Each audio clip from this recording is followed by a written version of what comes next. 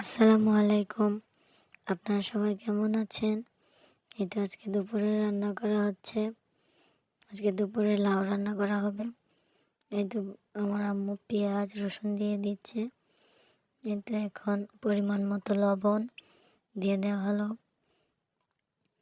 এই তো তার সাথে দিয়ে দিচ্ছে হলুদের গুঁড়া পরিমাণ মতো। এই তো ধনিয়ার গুঁড়া দেওয়া শেষ। এই তো এখন কষানো হচ্ছে।